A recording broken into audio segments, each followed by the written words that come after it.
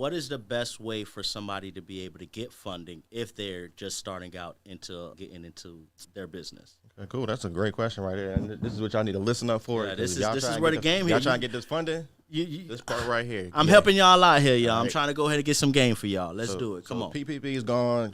That's just not gonna work. You're not gonna get that free money like that. All right. Unless 2-3 years they may have something that comes up, but as of right now, leverage the power of business credit. Right. All it takes is number one, a good credit score, because you can't do nothing without a good credit score. Okay. So if you got negatives on your credit report, collections, charge-off, late payments, even if you got too many hard inquiries, right? Mm-hmm. Hard inquiries may not affect your credit score by 50, 60 points like a collection or a charge-off, but it's like a credit history type of deal. So anyway, make sure your credit report is nice and clean. And if it's not, listen, I got you. All right. So pull up. Yeah, for sure. Credit history, again, I keep on reiterating that credit history is very important. Again, don't just get a 700 credit score. All right.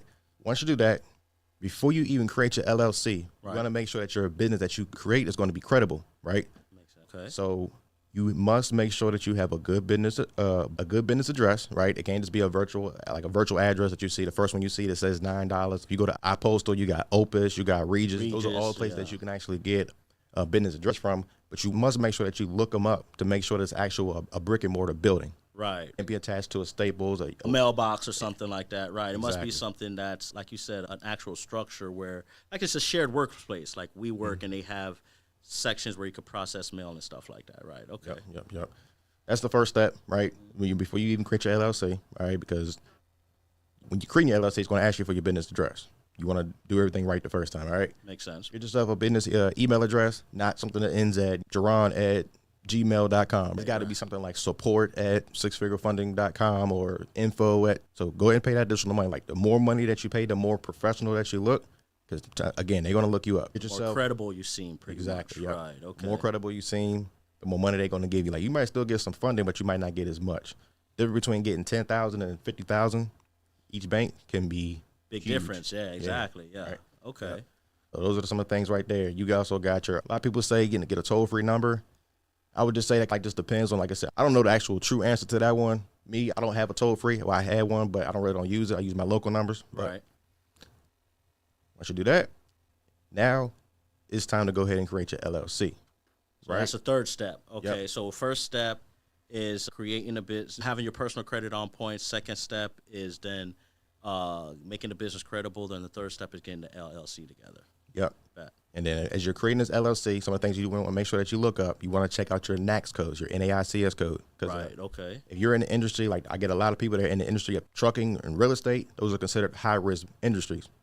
Really? You're in that, it's crazy. I guess maybe because real estate, you might sell a home and make $50,000 this month and may not make nothing for the next 2 to 3 months. Who knows? Same thing with trucking, right? I can see that, right? Yeah, like even credit repair is considered high risk. You got to know the tips and the tricks and stuff and what to say, because you don't want to say it wrong and you go to the bank thinking that, okay, I'm about to get this $50,000, I'm about to go get this bag, and now they ask you, what do? Oh yeah, I do trucking. Yeah, they say, okay, put it down.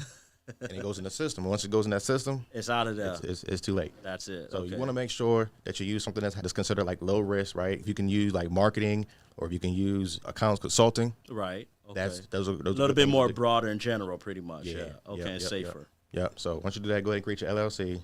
Within a couple of weeks, you'll get your EIN. You don't want to wait. You can actually just go in and register for your EIN, get that right away. Directly on the IRS's website. Yeah, irs.gov, guys. You'll be able to get your EIN for free. Go ahead. Yeah, for sure. You got a couple places you can go to, either InkFile or go to LegalZoom. I always use InkFile. They got different packages. It just all depends on what you need. But like I said, you don't really need the business. They're going to have like add-on, like, do you want to add the business address? Mind you, we already did all that stuff prior. Yeah, initially. Now at that point, you got everything all set up. You're credible. Now it's time to go get the bag. Oh, this is the fun part. Fun part here. Oh, okay. We did all that to get to this part. Let's get it. All right. Now, you're going to go ahead and go to one of the banks I always suggest, and I recommend, is Truist. That's the first bank that I go to, all right? Okay. Now, if you're in different areas, I know out here, they got a key bank out here, right? Yes, there's a key bank, First Horizon. This is, of course, local banks we're talking about here. But, yeah, there's some of these local regional banks that's popular on YouTube where you'll be able to get funding just like Truist. But, yeah, go ahead. I got you. Yeah, In a couple seconds, too, I'm going to tell y'all another little trick to it in case y'all not in the area, okay? But okay. We're going to get to that now. We're going to get to that one. That one, you make sure y'all pay attention to that one. Ooh, all right? that's good. So right now, we got one LLC. Now, here's the thing. When you go to these banks, again, you're going to tell them the information. You got to be careful. Make sure that you tell them the right NAICS code. You should have it written down so that you can tell them that, right? You don't want to mess up. Each LLC, we say we just got one. Right. They should be able to give you $20,000, literally at minimum, just for that one LLC. Really? But now, of course, you got to have a strong personal credit and follow the steps that you just laid out right there. Okay. Yep. So that's like the personal credit card. My bad, the business credit card, right? You also might get maybe $5,000, even $10,000 on the business. My bad, on the personal. On the personal right? side. On the personal, right? Okay. Now, here's the trick to it, right? That was just with one LLC, and that was just one bank, right? Imagine if you did the same thing. You had let's say you opened up 5 LLCs. Ooh. Now this one bank, you just got $20,000 from each LLC. So that's $100,000 one bank. But not only top of that, you got to use some strategy behind this is also to find the banks that pull from specific credit bureaus.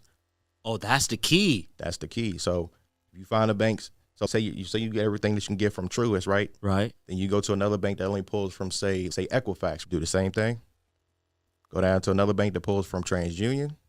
Oh, so kind of stack it up. So you telling me, because if you go to one bank that pulls from Equifax and you go to a second bank that pulls from TransUnion, the one that pulls from TransUnion doesn't know anything about the one from Equifax, right? They wouldn't have no idea. No way to tell. Get the hell out of here, bro. Yeah. Here's the thing. So now, let's just say they gave you 20. Now here's what people don't really realize this too. Think of an EIN number as a social security number, right? If you got 5 people in a room, 5 people in the room got a 700 credit score. If they can all go get $20,000, each business, each LLC, it's going to be the same thing. Right. It's entitled to it in a way because, like you say, that EIN number is like equivalent to the social security number. Okay. Yep. Wow. So that's a strategy right there. Okay. Go ahead. And then when it comes to, they're going to ask you certain questions. They're going to ask you, hey, what is the business revenue? Mind you, this is a brand new business. So yeah, it's not really making projected. It's going to be projected income. So you can tell them, hey, listen, I plan on making $350,000. They can't tell you no because, mind you, you're trying to get the funding so that you can actually get the business off its feet. Don't just try to say, oh, I'm only going to make $5,000 a month. No. Tell them what you expecting to make because everybody wants to make the bag, right? Tell them $100,000 in a year or whatever the case may be, right? Yep. Okay. Once we do that initial play, we go to a bank in the morning, bank in the afternoon, one in the evening. So on the business side, you can actually go afterwards and remove those hard inquiries because it's not going to show on the personal side. I'm sorry, my bad. It's gonna show on the personal side, but once you actually get that funding, they're not going to be able to see it because it's on the business side. So you can actually go and remove those hard inquiries, find other banks, and actually run that play again. Oh, wow. I see what you're saying. You get the business credit card from the 5 banks, right? And although they run your credit for those business credit cards, you can go ahead and get the inquiry removed because it's not attached to your personal credit. Or you tell them that, hey, this is not attached to my personal, I want it removed and everything like that. And you'll still be able to have the business cards, no problem at all, pretty much. No problem at all.